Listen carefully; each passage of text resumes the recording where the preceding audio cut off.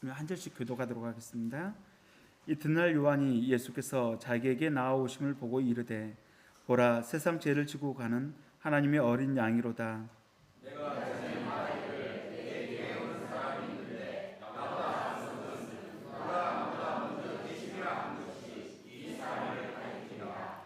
나도 그를 알지 못하였으나 내가 와서 물로 세례를 베푸는 것은 그를 이스라엘에 나타내려 함이라 하니라. 요한이 또 증언하였는데 내가 보내 성령이 비둘기같이 하늘로부터 내려와서 그의 위에 머물렀다.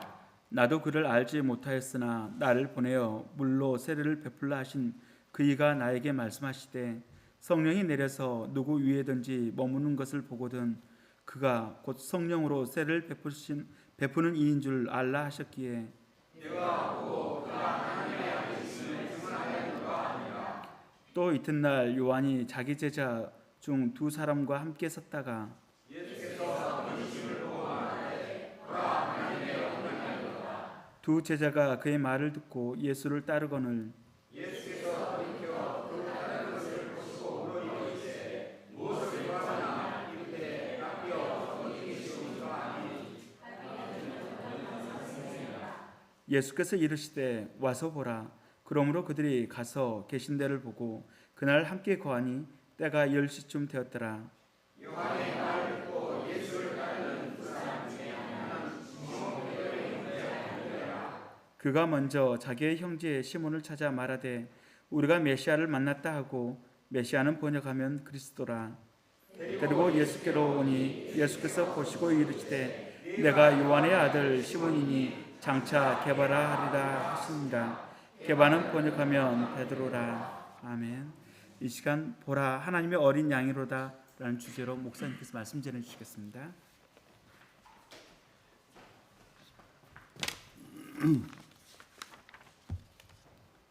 기도하겠습니다. 아버지 하나님 감사합니다. 오늘도 하나님이 택하신 자 사랑하신 자를 이곳에 불러주시고 다 함께 온 마음을 다하여 찬양케 하시고 온 힘을 다하여 찬양케 하신 하나님을 찬양합니다. 감사합니다. 또한 오늘 이 자리에 하나님 집안의 어려운 문제, 개인의 또한 문제로 인하여 낙담한 사람들이 있습니까? 좌절한 사람들이 있습니까? 도움이 필요한 사람이 있습니까? 하나님께서 친히 아시오니 이 시간 찬양을 통하여서 위로하여 주시고 말씀을 통하여 격려해 주시고 하나님 인생의 항로를 올바로 잡을 수 있는 결단의 시간이 될 수 있도록 주여 축복하여 주시옵소서. 예수 그리스도의 이름으로 기도드리옵나이다. 아멘. 할렐루야. 할렐루야. 할렐루야. 삼창하는 것이 온칙입니다. 다 같이 쳐다보면서 쳐다본 것이 아니라 하나님 사랑합니다. 하나님 사랑합니다. 아버지 사랑합니다. 아버지 사랑합니다. 예수님 사랑합니다. 사랑합니다. 성령님 사랑합니다. 하나님 아버지 영광 받아주세요. 사랑합니다. 서로 쳐다보면서 이말까지 같이 반복해도 좋아요. 예, 사랑합니다. 보고 싶었습니다. 밤마다 보고 싶었습니다.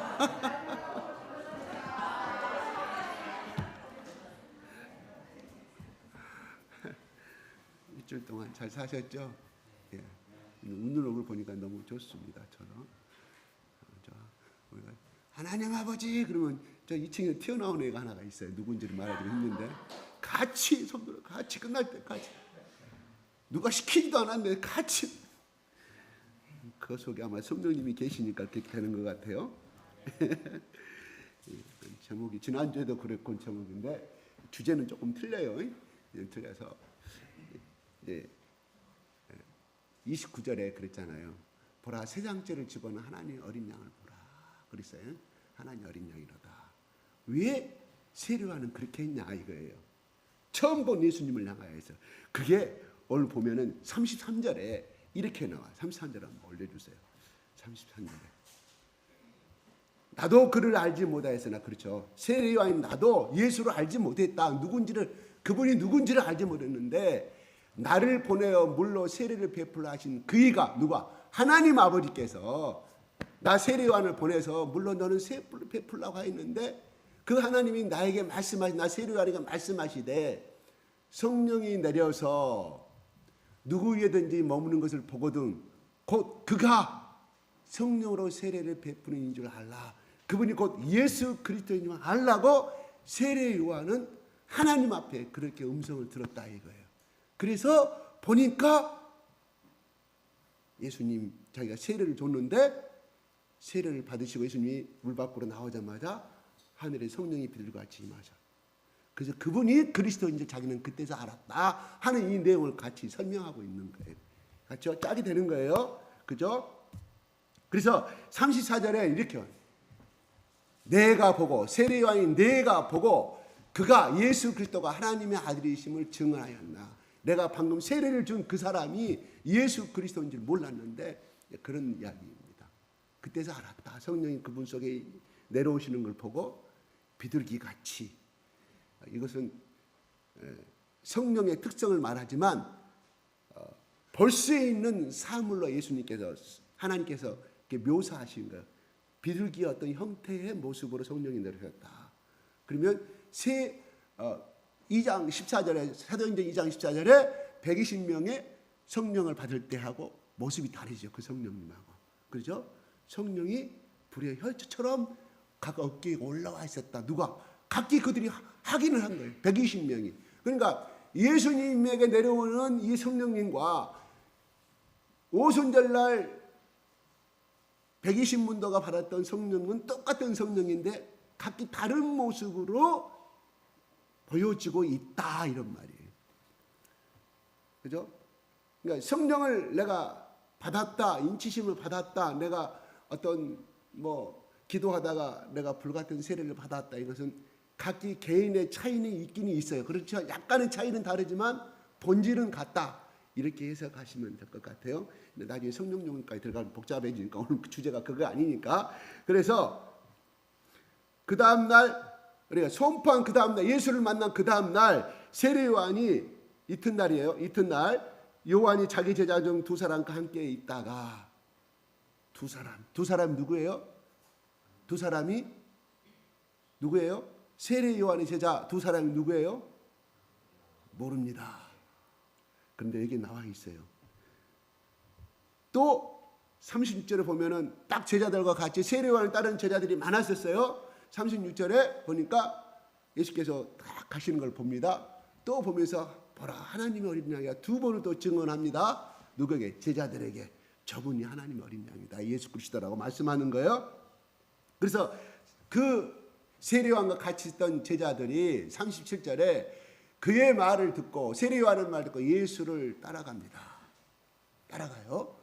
따라가니까 따님께서 예수께서 38절에 반응이 뭐예요? 돌이켜서 시작.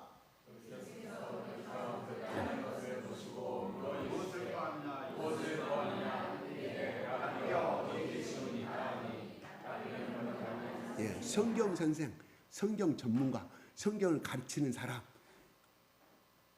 지도자로서 칭찬을 받아요. 지도자로 그 당시에도 지도자로서의 많은 백성들의 존경을 받는 위치에 있는 사람들이 랍비였어요. 오늘날에도 이스라엘 나라에는 랍비라고 하면 평생을 보장받아요. 먹고 자고 모든 거 다 이스라엘 백성들이 존경하는 그런 대상으로서 지금도 섬기고 있는 것을 바라보게 됩니다. 그런데 그때는 더 어떻게 했어요? 그러니까 그들의 두 제자에게는 아직도 예수 그리스도가 메시아인 것을 세례 요한이 말했지만은 아직까지도 만나지 못한 상태, 영접하지 못한 상태예요. 단순히 정말 메시아인지 모르기 때문에 선생이라고 이야기합니다. 적어도 자기가 알고 있는 것을 고백했다는 것은 아직은 두 제자와 예수님과의 제 관계는 랍비 관계다. 랍비와 성경을 가르치는 관계다. 가르치는 받는 관계다. 이렇게 해석을 보면 되겠습니다. 예수께서 이야기합니다. 첫째로 무엇을 구하느냐? 너희들 무엇을 얻으려고 나를 따라오느냐? 그러니까 제자들이 그래요. 두 제자가 어디 계십니까? 그렇게 말해요. 어디 계십니까? 그러면 자, 무엇을 구하느냐 그러면 여기에 대한 답변은 어떻게 해야 될까요? 선생님의 가르침을 받고 싶습니다. 정말로 당신이 하나님의 어린 양, 우리 스승께서 하나님의 어린 양이라고 그러는데 정말 당신이 진리고 그 구약에 예언된 그러한 우리의 모든 인생을 구원하실 정말 예수가 맞습니까? 이런 말이에요. 그런 질문이거든요. 그런데 이렇게 해야 되는데 그렇게 안 하고 지금 당신은 어디에 계십니까? 물어봅니다. 이 속에는 무슨 뜻이 있을까요? 차분히 이 길가에서 이렇게 노상에서 우리가 질문하고 배우기는 너무 힘이 드니 시간상 조건이 맞지 않으니 당신의 집에 가서 머무는 곳에 가서 충분히 내가 당신과 대화를 나누고 정말로 그 진리를 구하고 당신이 정말 예수인 것이 맞느냐. 여러분 예수란 말은 구약 사실은 이 뜻은 뭐냐면 예수란 이 언어의 뜻은 여호와 그 다음에 구하다 구원하다 이 두 가지가 합해서 예수란 말이 성립이 됐어요. 근데 이 예수란 이름을 누가 지었어요? 마리아에게 말씀하셨잖아요.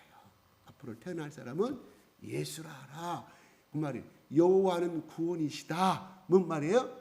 바로 구약에 예언된 바로 그 인물이 네 뱃속에서 태어날 것이다. 말씀하는 겁니다. 그래서 우리가 예수 그러면 여호와는 나의 하나님은 구원이시다는 고백하는 말이에요. 그 뜻이 들어있는 거예요. 그러니까 예수 그러면 너무나 세상 사람들이 또한 예수를 믿는 사람들도 그냥 너무 흔한 이름 그 속에 엄청난 구원의 능력과 엄청난 힘을 가지신 분이고 엄청난 능력을 가지신 분인데 우리는 그 예수를 모르는 것 같아. 그래서 그냥 알기는 하되 십자가에 힘없이 돌아가신 예수 그 예수를 우리는 전하고 있어요. 그건 아니거든요. 하나님이신 예수가 그냥 그들 앞에서 죽어진 것이지 그냥 힘이 없어서 죽어진 거 아니거든.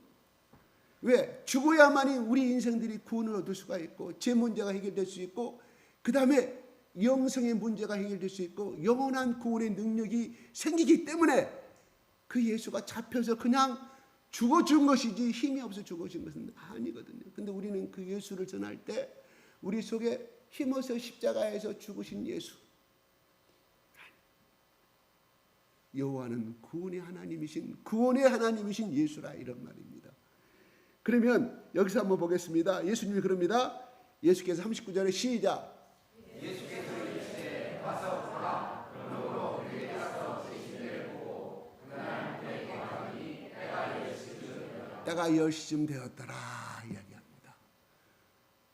그날 밤에 함께 그러니까 밤새 내내 같이 있었다. 무엇 때문에? 그들이 구약시대에 예언된 모세를 통해서 예언된 그 하나님이 진짜인지 그 하나님의 아들인지를 그 두 사람은 끝까지 대화 나누고 들었고 성경 쉽게 말해서 성경 공부를 하신 거예요. 어떤 직접적인 성경 공부를 하신 거예요. 말씀이신 예수님으로부터 성경 공부를 하신 거예요. 그렇게 볼 수 있습니다. 밤이 새도록 했다는 말이었지만 그날 함께 거하니 그 시간이 10시쯤 되었더라. 10시 때부터 오후 한 4시쯤 되겠죠. 해가 저물 때쯤 밤새 내내 그 호롱불 밑에서 양의 기름으로 짠 그 호롱불 밑에서 등잔불 켜고 열심히 성경 공부를 하였다. 예수님의 말씀을 들었다. 예수님이 어떤 분이신지를 끝까지 파고팠다. 이런 말이에요. 그래서 요한의 말씀을 듣고 예수를 따르는 두 사람 중에 하나는 여기서 나와요. 두 사람이 누구예요? 자, 시작. 요한의 말을 듣고 예수를 따르는 두 사람 중에 하나는 시몬 베드로의 형제 안드레였다. 시몬 베드로의 형제 안드레예요. 무슨 말일까요? 세례 요한의 제자가 누구였어요? 안드레였다. 먼저. 나중에 안드레가 12제의 제자의 예수 그리스도 앞에 인정을 받지만 그 전에 세례 요한의 제자였다. 누가? 안드레가. 근데 그 다음에 안드레에는 한 사람, 두 사람이 한 사람 더 설명해야 될 거 아니에요. 안 해요. 이게 사도 요한의 제자 요한의 특징적인 그 국어 문법의 자기 서술형의 특징이에요. 그 사람 누구였냐? 세례 요한이 아니라 나중에 되는 사도 요한이었어요. 나중에 사도 요한이 되잖아요. 두 사람이. 그럼 결과적으로 뭐예요? 안드레와 요한은, 세례 요한 말고요, 요한은 처음부터 세례 요한의 제자였던 것을 알 수가 있어요. 세례 요한의 제자였다. 그러므로 뭐예요? 이 두 사람은 뭔가가 달랐다. 뭔가가 삶을 살더라도, 오브 인생을 살더라도 뭔가 다른 사람이었다. 그런 뭔가 진리를 기다리고 뭔가를 하늘의 것을 추구하는 사람이었다. 이거는 MBTI형으로 뭐라고 그래요? 이상형의 사람이라고 몰라 그래요. JP형인가 잘 모르겠습니다. 아무튼 그런 사람의 특징이 있었어요. 그런데 여기서 보게 됩니다. 자, 세례 요한의 제자들이었는데 예수님을 따라갔을 때 세례 요한이 스승으로서 좀 쪽팔리지 않을까요? 여러분들이 열심히 가르친 두 사람이 있어요. 제자가 있어요. 열심히 밤이 돼도 연날 일어나니 캐어도 기도되고 열심히 폈는데 어느 날 다른 어떤 좋은 사람이 나타나서 탁 떠나버렸을 때 여러분 속에는 어떤 마음이 들까요? 배신감도 들고 흔히 우리들 말로 쪽팔렸을 것 같아요. 아무튼 세례 요한의 마음이 나오지 아니합니다. 상태는 나오지 아니합니다. 상상해보면 그렇다 이런 말이에요. 그래서 41절에 나옵니다. 시작. 그가 먼저 자기의 형제 시몬을 찾아가되 그가 메시아를 만났다 하고 메시아는 그는 가만 두고 있었다. 시몬을 찾아. 이 시몬은 결과적으로 누구냐? 바로 베드로를 이야기하는 거예요. 원래 베드로가 게바가 되기 전에 원래 이름은 시몬이었어요. 사실은 시몬의 이름 여러분 그래 우리를 흔히 바이고 반석이라고 지금 배우기는 배웠는데 그게 아니라 원래 뜻은요 잘 듣는 자예요. 잘 듣는 자. 좀 더 해석이 들어가면 무슨 뜻이냐? 제 말에 귀를 주세요. 제 말에. 귀가 얇은 자예요. 귀가 얇은 자는 남의 말이 잘 듣지 않아요. 이게 그 사람이 베드로가 갖고 있는 뜻을 가지고 있었어요. 원래 베드로 이름이 전에. 그러니까 뭐예요? 한번 보세요. 베드로는 금방 주님은 하나님의 아들이요 그리스도시요 하나님의 살아계신 아들이라고 고백해 놓고 예수님이 죽은다고 하니까 그러면 안 됩니다. 금방 180도 바꿔져요. 그리고 또 뭐예요? 계집종 앞에 가서 3번 그냥 부인하면 될 것이지 맹세코 내가 이것이 거짓말인데 내가 스스로 죽어버리겠다 하나님께 벌을 받겠다 이런 말이거든. 맹세코 나는 저 사람과 어울린 사람이 아니다. 한 당이 예수당이 아니다고 말씀하는 사람. 이게 시몬이 가지고 있는 인간의 가장 기본적인 장점이면서 약점이었다. 본성이었다. 그럼 예수님이 시몬을 오늘 42절에 보면은 이렇게 말해요. 시작. 그리고 예수께로 오니 예수께서 보시고 이르시되 내가 너를 알고 시몬이니 장차 게바라이라. 게바는 번역하면 베드로다. 헬라어로 지금 말씀하시는 헬라어로 지금 있기는. 그러니까 뭐예요? 이 말씀을 전하신 말씀을 임명하시면서 그냥 보자마자 그렇게 한 건 아니겠죠. 뭐요? 앙드레가 가서 데리고 와서 또 여러 가지 말씀도 전하고 베드로가 그것을 받아들였기 때문에 저 이름을 줬겠잖아요. 그 이름을 줄 때 예수님이 베드로의 본성을 알고 계셨을까요? 그 성격을 알고 계셨을까요? 앞으로 저 베드로라는 인물이 어떻게 자기를 부인할 것을 아셨을까요? 다 아셨잖아요. 다 아시면서도 베드로의 그 약점을 아시면서도 베드로로 인정하셨다. 반석이라. 뭔 말이에요? 반석되지 못하니까 반석까지 단단하지 못하니까 그렇게 되라고 주신 거라 이런 말이에요. 원래부터 베드로가 그렇게 너는 한 번 끝까지 죽음 앞에서 나를 부인하지 않냐고 그 예수 그리스도가 나의 구세주를 끝까지 죽음 앞에서도 부인하죠. 끝까지 나갈 사람인 줄 알고 베드로라고 이름 지은 것이 아니라 이름. 뭔 말? 정반대적인 너는 연약하고 그래 나를 부인할 것이고 너는 기가 약해서 네 마음도 금방 변할 것이고 나를 버릴 것이다. 예수님이 아셔서 그렇게 되지 말라고. 그래서 반석, 또는 반석 뭐예요? 바위돌이란 말입니까? 암석아니 어떤 것도 깰 수 없는 든든한 큰 바위. 그런 거예요.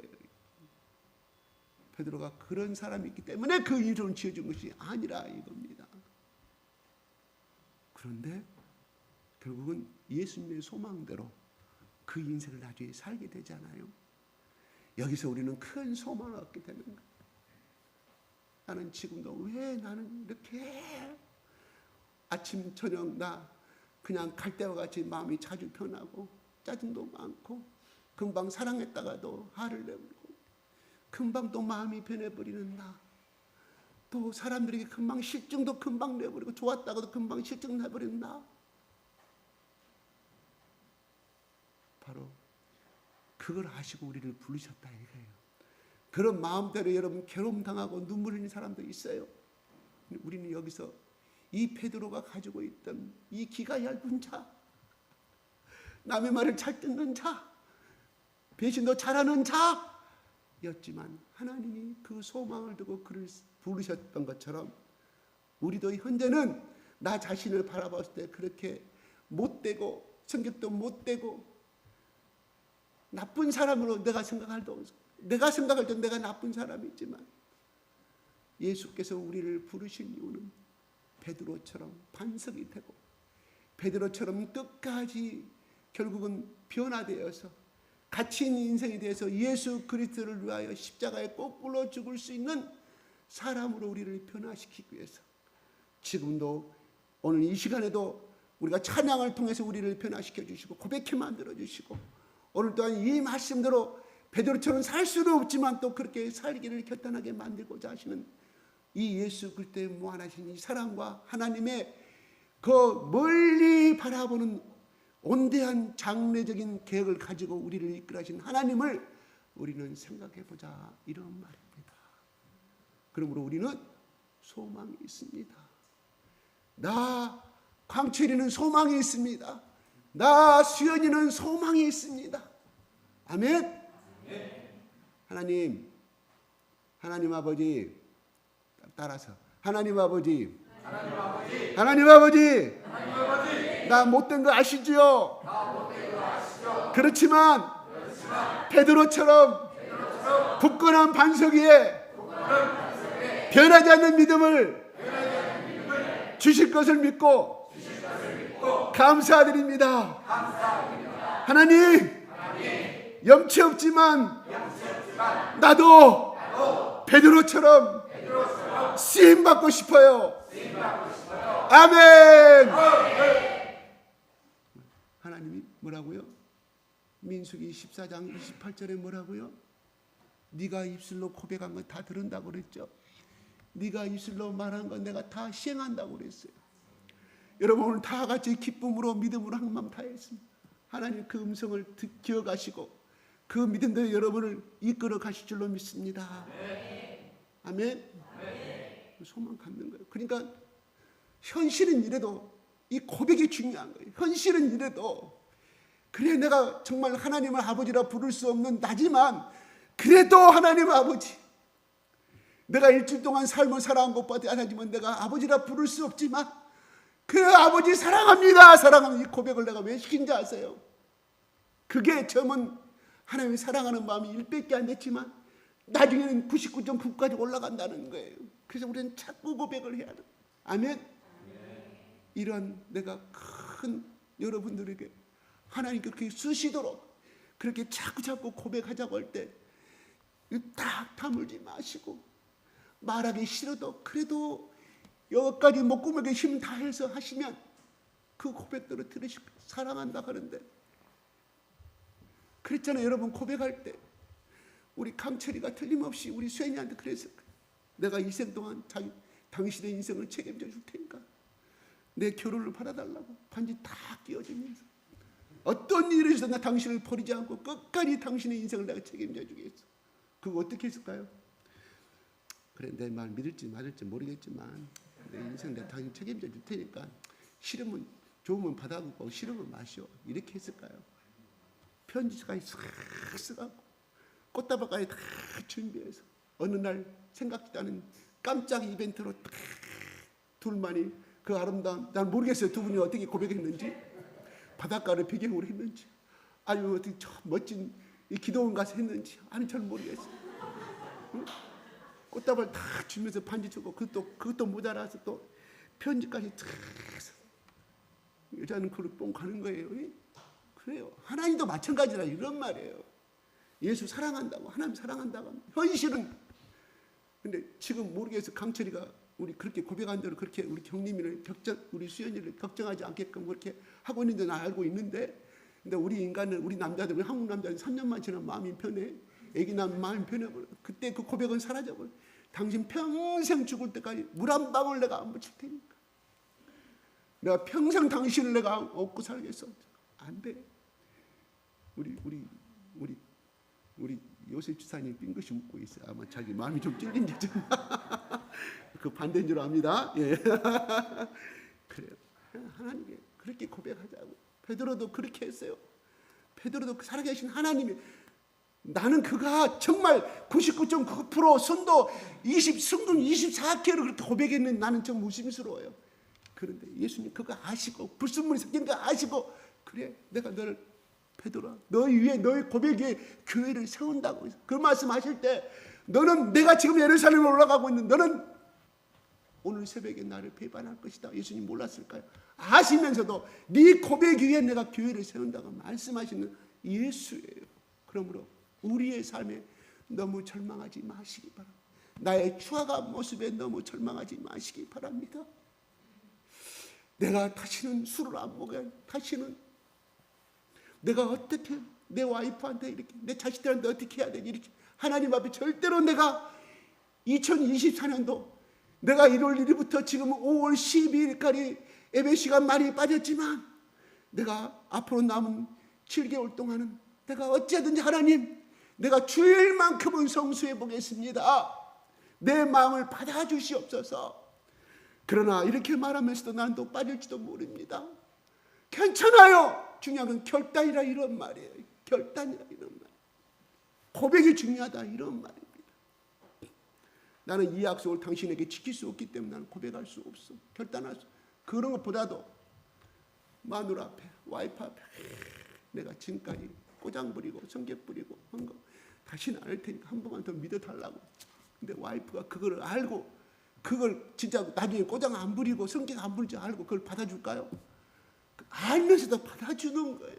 이게 중요한 거다 이런 말입니다. 고백이 중요하다 이런 말이에요. 결단이, 베드로는 그 결단이 있었어요. 그래서 베드로는 죽을 때까지 그랬다고 했잖아요. 새벽닭이 울면, 로마에서 복음을 전하면서도 새벽닭은 땅을 치고 울었다고 하잖아요. 베드로가 왜 거꾸로 십자가에 죽을 수 있었던 그 이유는 회개하는 사람이었다. 회개하는 사람. 회개한다는 것은 무슨 말일까? 내가 이렇게 하지만 하나님 이걸 내가 끊어버리겠습니다. 내가 또 내일 또 이것을 죄를 범할지 모르지만 내가 이것을 끊어버리고 결단하고 갔다는 뜻이거든요. 고백했다는 뜻이거든요. 이렇게 살겠다는 새로운 결정의 고백이었거든요. 그래서 하나님 그걸 들으셨다 이런 말. 그래서 베드로를 위대한 하나님의 종으로 쓰임 받을 수가 있었다. 이게 중요해요. 그러므로 오늘 재훈 집사님이 우리 또 같은 사냥팀들이 막 힘차게 부르자면 같이 불러주세요. 목이 터지도록 불러줘요. 그리고 또 기도하자면 통성기도 들어가주고 하나님 그 고백을 들으신다니까요. 여러분 제가 말이 나와서 그랬죠. 혹시 우리 조상 중에 내지는 우리 아버지 중에 부모들 중에 밥 먹다가 와이프하고 자기 어머니하고 싸움 나서 자기 할머니하고 싸움 나서 할아버지가 밥상을 퍼불고 여러분 보신 적 있죠? 그죠? 그러면 그 자식도 똑같이 그걸 해요. 보았기 때문에 우리는 그렇게 말해요. 봤기 때문에 그렇게 해요. 그런데 그 자식이 나이는 크면 절대로 우리 아버지처럼 절대로 그런 행동하지 않겠다고 하는데 그게 나오게 돼요. 봤기 때문에요. 그래 의학적으로 그래 내각적으로 그것이 인식되게 본대로 행동한다고 볼 수 있죠. 아닙니다. 그 속에 무서운 영이 자리 잡고 있다는 거예요. 무서운 영의 흐름이에요. 피해. 그리고 우리는 어른들 말로 신앙과 관계없이 피의 흐름이라고 이야기하잖아요. 성경도 피의 흐름이 그 영의 흐름이라니까요. 절대 이건 우리가 버려야 할 저주거든요. 어떻게 우리는 그렇게 할 수밖에 없는 상황은 또 고백할 수밖에, 회개해야 돼요. 회개는 내 의지지 하나님 알아서 하십시오. 그냥 양심의 가책만 받고 있는 사람하고 신앙 안에서 회개라는 것은 그걸 내가 끊겠다는 고백이거든요. 하나님 용서해 주십시오. 내가 이렇게 할아버지가 내가 어린 밥상에서 그렇게 엎어버린 나는 절대로 그런 삶을 살기를 않겠는데 술 먹고 와서 뭐라고 하니까 왜 그 술 먹고 와서 육아 아프다 그래요. 속이 아프다 그래요. 그렇게 그런 돈 있으면 자식들 용돈이나 주시오. 듣기 쉽게 왜 그래. 밥상 확 엎어버려요. 그는 우리는 집안에 피가 흐른다고. 우리 영적인 유전이에요. 그러면 이걸 끊을 수 있는 방법이 뭐냐? 회개하는. 자기 할아버지가 자기 아버지가 그 죄를 범한 것을 회개 같이 중보기도 하는 거예요. 이미 뭐 지옥 가고 없겠지만 어떤 분은 천국 가고 없겠지만 하나님 조상의 망령된 행실을 내가 끊기를 원하면 성경에 나왔잖아요. 조상의 망령된 행실을 따라 그거 하고 있잖아요. 이게 망령이 나왔잖아요. 영을 말하자. 영. 무서운 겁니다.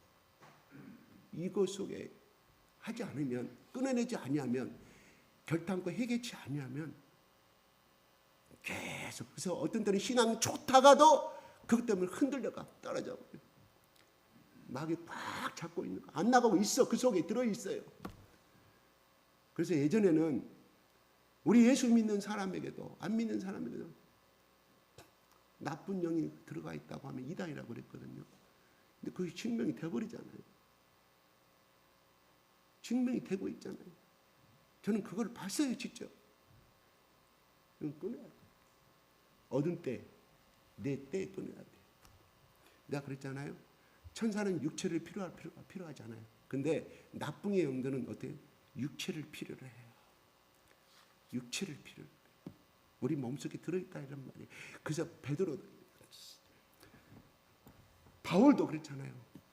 나는 원하는 선을 행하고 하나님 말씀대로 예수님 말씀대로 살아가고 싶은데 내 한속에 또 다른 법이 있으니 성경 나오죠. 로마서 5장에 또 다른 악의 법이 나를 지배함으로 내가 원치 않는 악을 행한다.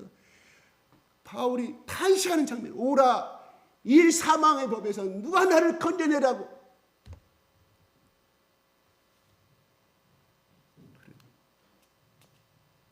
교회 나오려고 하면 전화가 와. 야 이것 좀 하라 저것 좀 해라. 부모 말씀 못 배우게. 왜? 사탄이 그것을 알기 때문에. 사탄이 그 예배 나오는 그 시간에 자기 부모를 통해서 야 지금 집안에 뭔 일 생겼다. 네가 와서 코뿔이 와라. 하필이면 일주일 중에 예배 가는 시간에 우리는 쳐버려. 그것이 사탄의 음성인지 모른다 이런.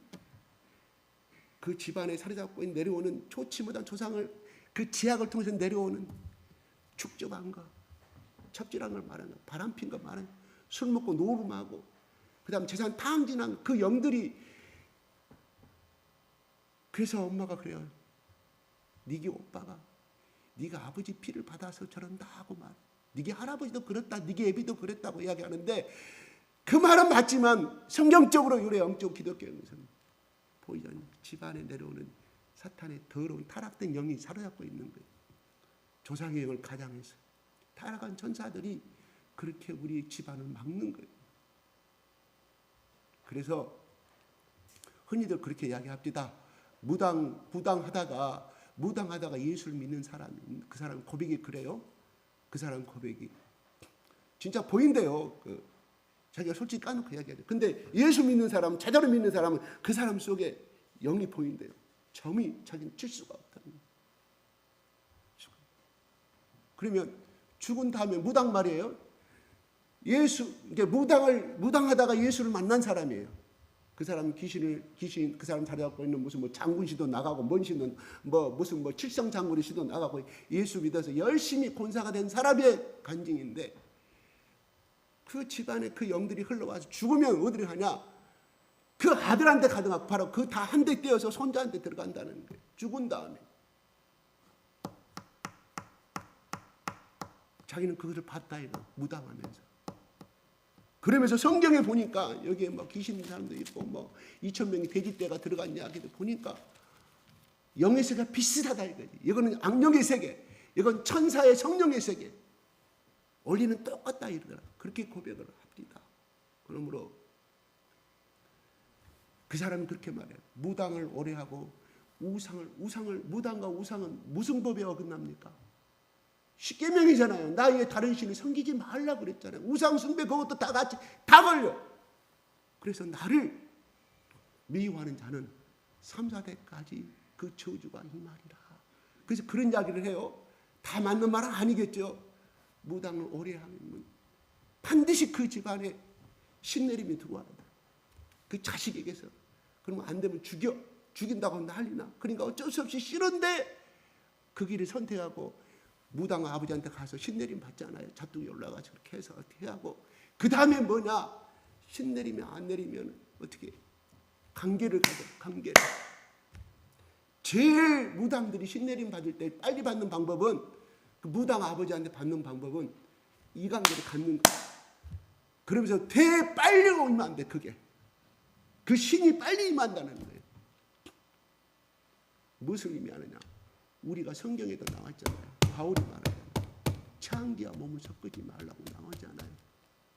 그럼 창기 속에 들어있는 무서움의 더러움이 누굴 통해서? 그 구멍을 통해서 들어와요.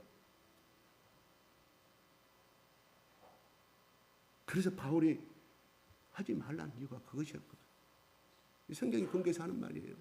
무서운 겁니다. 하룻밤 잠깐 남자들 무섭습니다.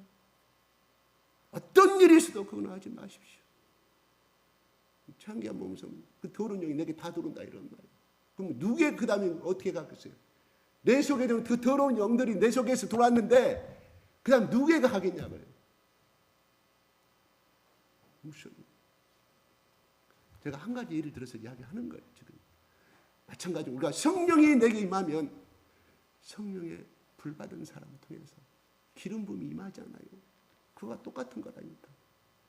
마당의 무기, 이 귀신의 세계도 그렇다. 영의 이 하나님과 반대되는 이 영의 세계도 그렇다. 이런.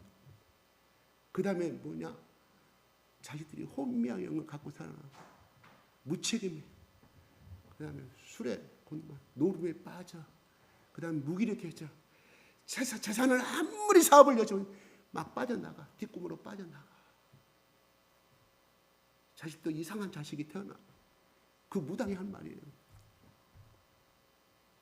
자기 동료들 봤을 때 그렇더라 이러면 얼마나 그래요. 사탄이 주는 세계는 저주와 절망입니다. 그러나 하나님이 주는 성령의 세계는 축복이라. 그것이 신명기 28장 저주의 세계와 축복의 세계를 정확하게 기록해 놓고 있잖아요. 신명기 28장. 그러므로 뭐예요? 모든 질병과 모든 저기는 다 맞는 것은 아니에요. 뭐 다쳐서 그런 것은 어쩔 수 없는 거고. 죄를 범할 때 나쁜 영도 같이 들어간다. 그 예가 제가 자주 말하지만 누구예요? 유다잖아요. 예수를 팔고자 결정하였을 때 사단이 들어가더라. 적어도 그걸 결정하지 않았을 때는 사단이 유다 속에 들어가지 아니했어요. 들어감으로 말미암아 유다가 행합니다. 왜요? 그 영과 자기 생각이 같이 합해져 가지고 들어간다. 이런. 우리가 날마다 제가 회개하자 그러잖아요. 저도 날마다 회개해요. 아내가 다투고 나왔으면 저 제 방에 가서 회개하거든요. 내 아내한테 왜 또 내 이런 못된 말을 했을까? 저 회개하고. 회개치 않으면 그것이 뿌리를. 그래서 이거는 우리가 정확하게 돈 열심히 벌어도요. 다 나갑니다. 다 나가. 배가 커 나가. 그래서 가정 부부싸움 나고 가정 파탄 나버리잖아요. 하나님께 올인하지 아니하면 적당히 양다리 거쳐가면 바울이 고백한 것처럼 이 속에 항상 사단의 유혹에서 결정을 하는 거야. 성령의 법이 내가 이기면 이 사단의 법을 내가 이겨낼 수가 있는데 지니까 선택을 해. 그럼 그 선택은 뭐예요? 사단이 원하는 선택을 했잖아요. 사단이 준 것은 절망과 저주예요. 파탄이에요. 가난이에요. 그 집에 분쟁이 생기지 않을 수가 없어. 만마다 분쟁이 생기고. 이게 우리가 명심이에요. 그러므로 우리가 회개 잡을 때 기도. 이 회개는 뭐 입으로 고백해야 할 거 아닙니까? 입으로. 자, 하나 보겠습니다. 수로보니가 여인이 예수님 앞에 우리 딸을 고쳐달라고 그럽니다. 성경에 있는 이야기 말합니다. 그러니까 뭐요? 예수님이 내 자녀들에게 이스라엘 자녀들 취할 것을 걔들에게 절대 주지 아니한다고 말합니다. 먹을 줄 수가 없다. 그러니까 뭔 말이야? 너는 걔 XS다. 걔 XS다. 너는 나하고 상관없다. 너는 저주받으니 나하고 상관하지 마. 가라. 이 수로보니 여인을 그래도 상에서 부잣집 아들들이 먹는 자녀들이 먹을 때 부스러기 때리면 걔는 거기서 핥아먹지 않습니까?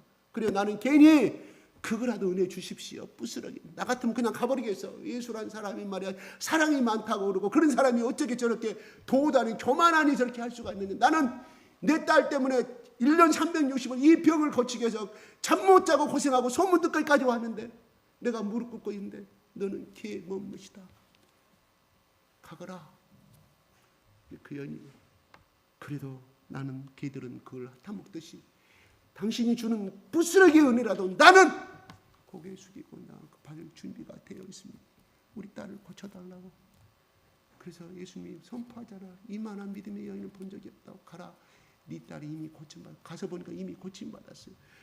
그 다음에 또 아들 전번에 제가 말했지만 마태복음에 변화산성에 내려왔을 때 기도회는 이런 이유가 나갈 수가 없다고. 간질 걸린 남자, 간질 걸린 아들, 기머리 걸린 아들, 불만 보면 불 속에 뛰어들어가 물속에 뛰어들어가는 아들 할 수만 있거든요. 고쳐달라고. 무슨 소리냐? 믿음 없는 자예요. 그래요.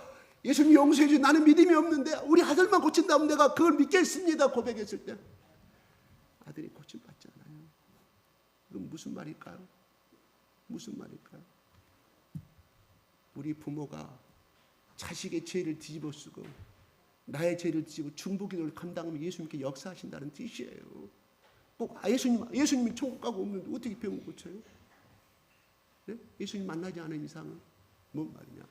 부모의 하나의 두 가지가 났어요. 딸의 그 수로보니 여인의 엄마에 대한 표상을 기록하고 있고 성경은요. 그 다음에 간질이 걸리고 기머거리 된 아버지의 믿음을 두 개를 딱 기록해 놓고 있어요. 뭔 말일까요? 부모의 기도가 중요하다. 부모의 책임이 크다 이런 말. 부모가 그렇게 대신 짊어지고 중보기를 담당하면 예수께서 성령을 통하여 또한 믿음의 사람을 통해서 고쳐주신다는 사인을 이야기 예표를 말씀하신 거거든요. 그런데 우리는 자식이 잘못된 판단하고 잘못된 길을 가고 또한 계속해서 어떤 저기를 좋지 못하는 행동을 하고 원하는 것을 행동하지 못할 때 이놈의 자식아 너는 남자가 되고 왜 그러냐 너는 딸이 되고 왜 그러냐고 우리는 욱박지르기를 하지. 욱박지르는 것이 많습니까? 아니면 사랑으로 눈물로 기도하는 사람이 그런 행위가 많습니까? 우리는 욱박지르는 거 많지 않아요. 자식을 타다보 너는 누구 집 네 친구 봐라 어쩌고 저쩌고 잘난 너는 왜 그러냐고. 다 우리의 입술이 범죄. 도전해. 대신 중보기도 담당하고 대신. 그래서 우리 조상의 못된 행실에서 내려오는 이 저주가 끊어지도록 기도하고 회개 대신 기도 담당하고 이런 기도를 했을 때 죄가 없는 곳에 이미 다 하나님이 죄를 용서했는 죄가 없는 곳에 저주하는 우리 집안에 사로잡고 있는 또 우리 어떤 분란이 일으킨 좋지 못한 영들은 쉽게 물러가게 되어 있습니다. 네 탓이다 내 탓이다 하니까 점점점 뿌리를 내리는 거야. 뿌리를 내리는 분란이 떠나잖아요. 저주가 떠나잖아요. 아무리 잘 살려고 해도 계속 나가. 아파서 나가고 못 당해서 나가고 상해당해서 나가고 다 이게 다 성경에서 나오는 법칙이거든요. 그래서 저주받은 것과 축복받는 28장이 가르쳐주고 있잖아요. 근데 우리는 그걸 안 가. 그걸 선택을 안 해놓고 마귀가 원하는 바고 내가 원하는 대로 선택하고 내가 주여 주님은 그리스도 살아계신 하나님이라고 고백한다는 것은 주인은 당신은 이제부터 나의 인생의 주인을 고백하는 거예요. 나는 종이다. 당신 시킨 대로 하겠다는 뜻이거든요. 내가 주인이다. 필요할 때만. 그래서 나는 교회 다녀도 축복이 없느냐고. 맞아요. 근데 그분 속에 내가 온전히 그분을 나의 주인으로 삼고 있냐 이거예요. 그분이 원하는 대로 삶을 살았냐 이거예요. 그렇게 하지 않으면서 하나님 원망, 하나님 no. 너는 내 말을 지키지 아니하였으니 예수께서 그러자 16장 요한복음 나를 사랑하는 자는 내 계명을 지키는 자라 한다. 그 사람이 사랑하는 자의 증거다고 말씀하는데 내 마음대로 해놓고 그 집을 하나님이 사라고 그랬어요? 그 땅을 하나님이 사라고 그랬어요? 아니잖아요. 자기가 선택한 것에 대해서 예를 든다면 그렇다 이런 말이에요. 그래서 손해가 왔을 때 하나님 원망하는 쪽 마귀가 제일 좋아하는 거예요. 아니옵시다. 그 사람이 하나님이 일을 할 때 내가 자주 이야기하냐 네가 내 일을 하느냐 그래 네가 해야 될 일 네가 엄마로서 그렇게 바쁘고 네가 아버지로서 사업도 바쁘고 하는데 그래 네가 원하는 건 뭐야? 우리 부모들이 원하는 거 자식 잘 되는 거야. 하나님 책임져 주시겠다 이런 거야.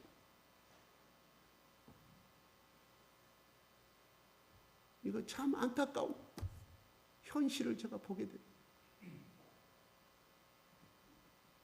이게 이 개반은 베드로는 앞으로 너는 나의 종이다. 내가 시키는 대로만 해라. 너는 어긋나는 인생 지금까지 너희 부모가 가르쳐 준대.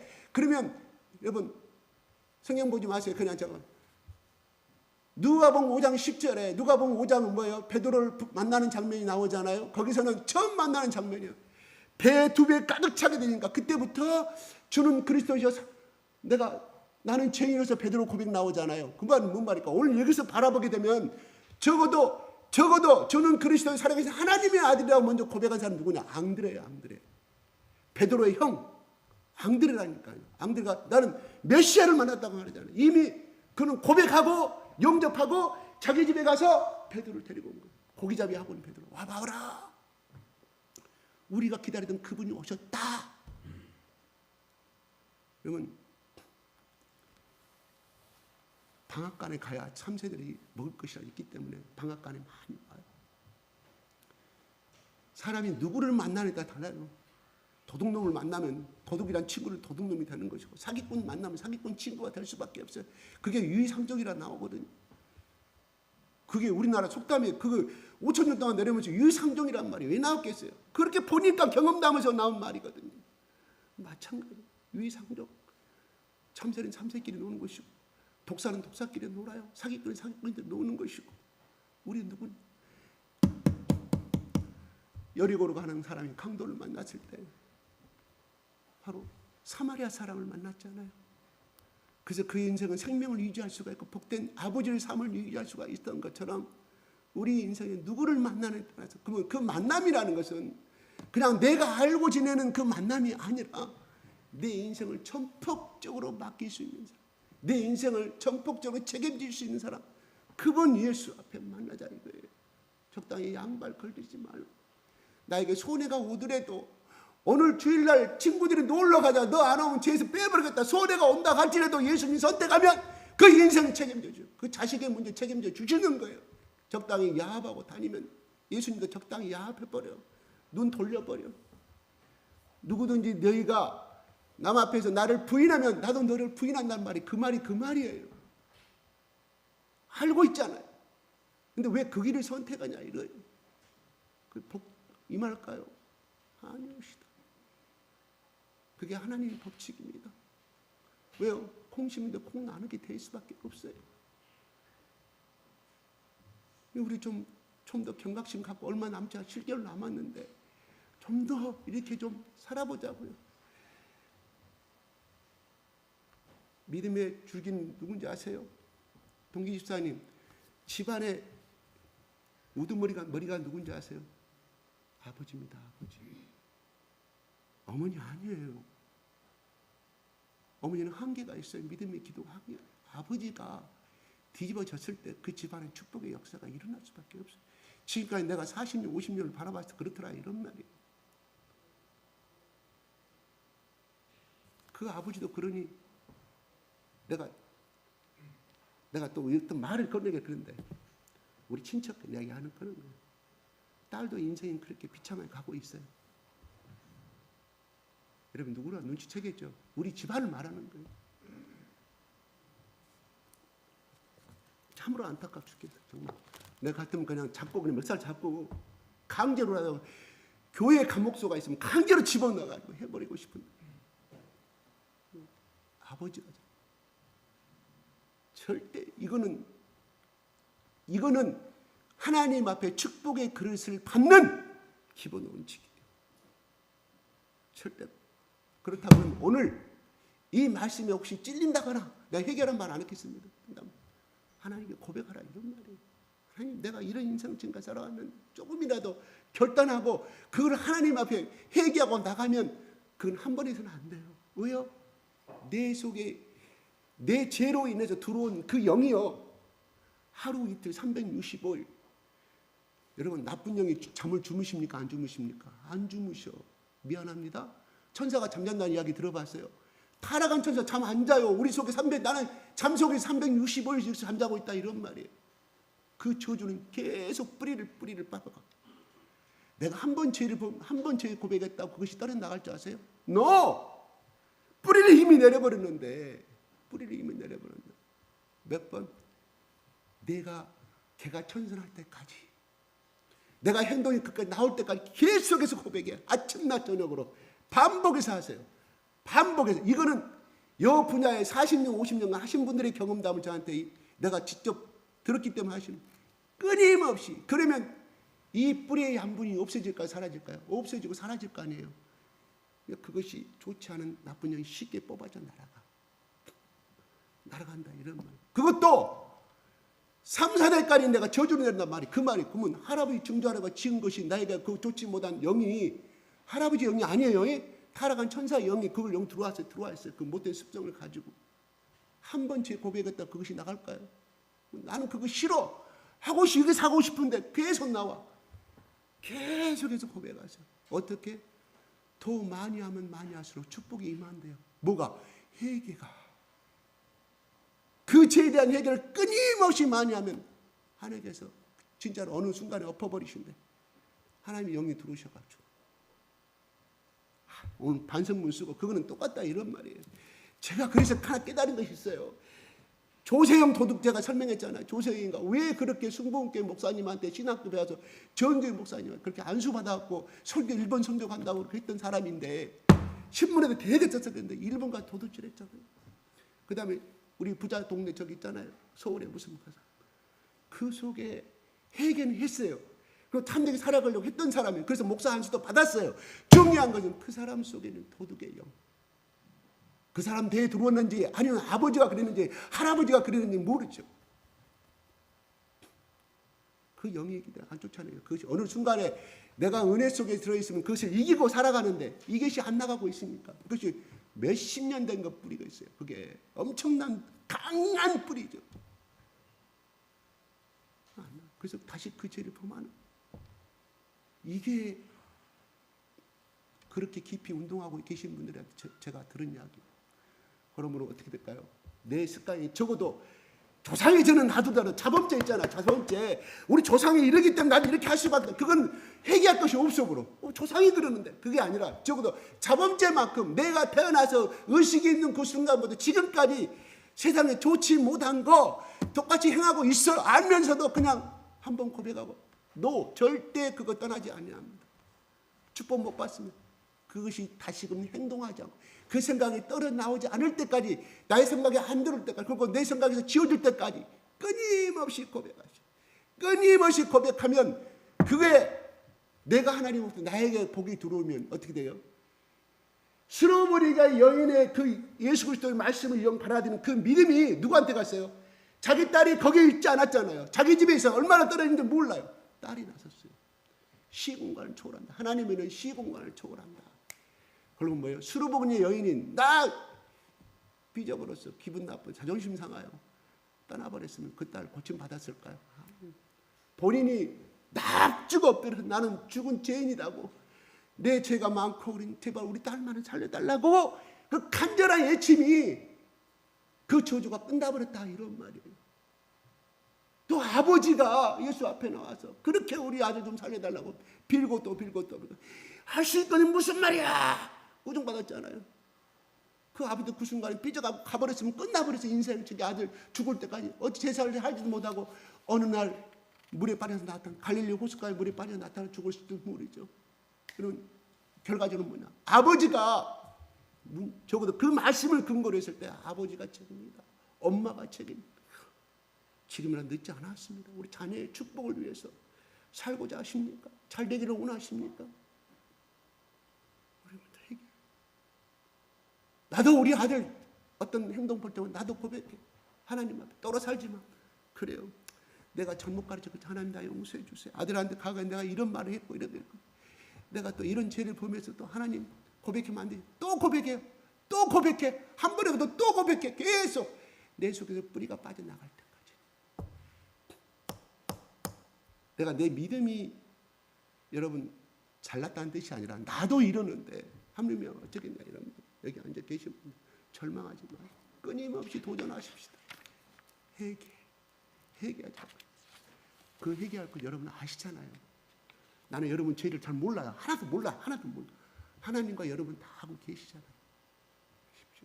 그래서 내가 죽었을 때 그래도 우리 아버지는 그래도 우리 엄마는 그래도 믿음으로 살려고 노력하겠다.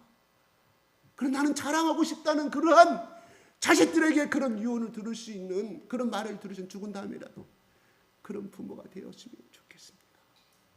그래요. 오늘 앙드레는 베드로를 시몬을 예수님께 맡겼습니다. 이건 벤처예요. 벤처는 뭐예요?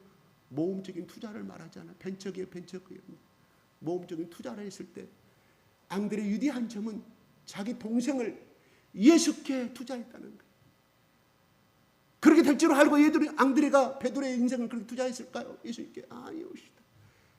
예수께 맡기기만 하면 예수님 책임져 주신다.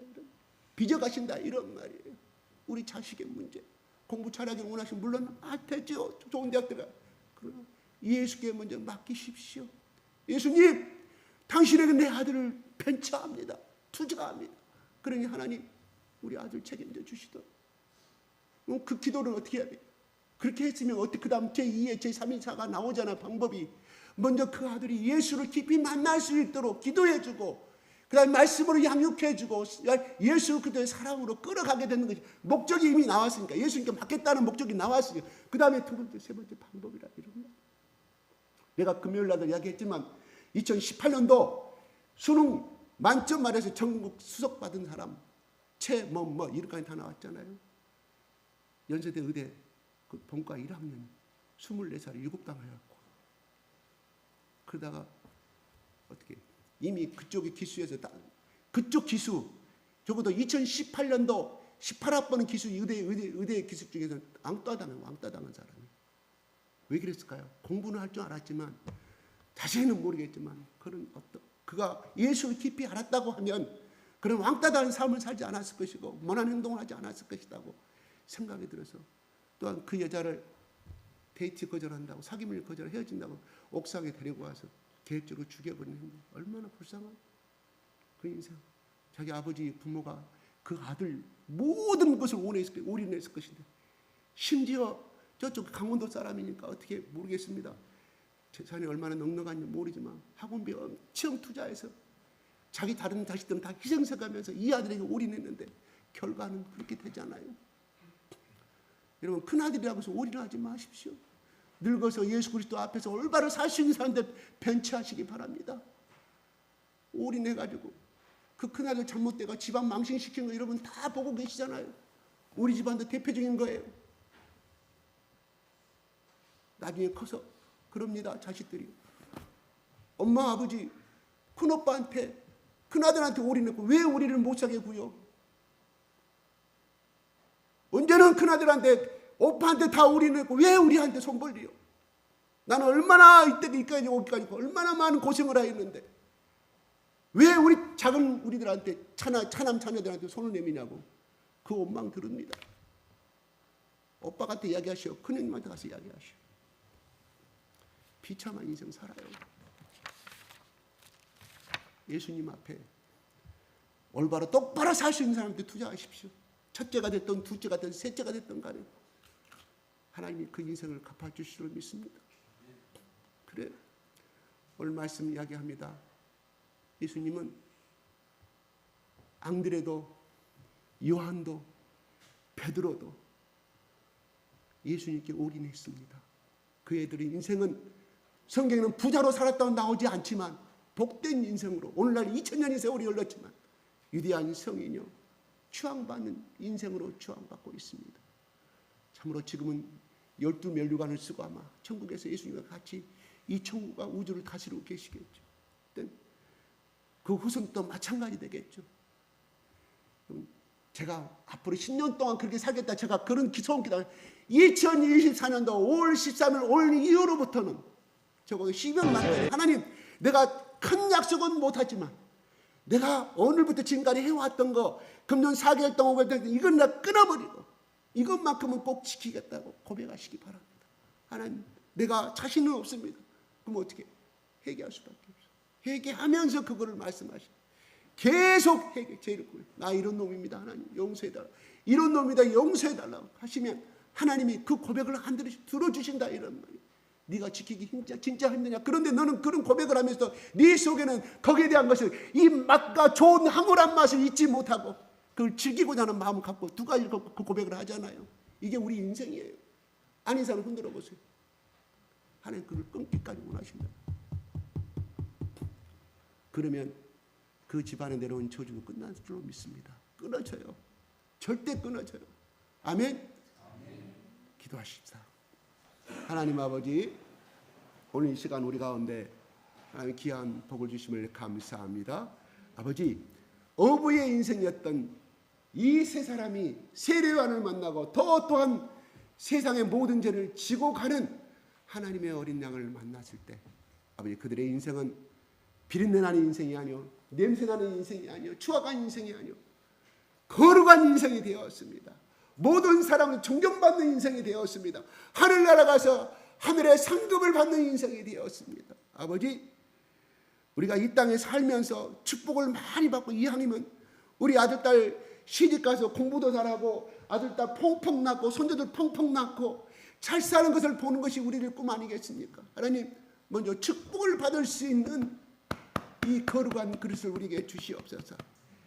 양다리 거치고 오고 싶으면 오고 안 오고 싶으면 하는 그런 신앙이 아니라 죽어도 베드로가 새벽닭이 울 때마다 평생 죽을 때까지 참회 회개하며 고백하고 또 고백하여서 하나님 그 위대한 길을 갈 수 있었던 것처럼 하나님 우리에게 조금이라도 아직도 끊지 못한 거 있으면 결단하는 시간이 되게 하시며 끊는 시간이 되게 하심으로 말미암아 하나님 그 온전히 사로잡혀 쓰임받는 복된 사람이요 복된 가정이요 복된 자녀가 될 수 있도록 하나님 축복하여 주시옵소서. 예수 그리스도 이름으로 기도합니다. 아멘.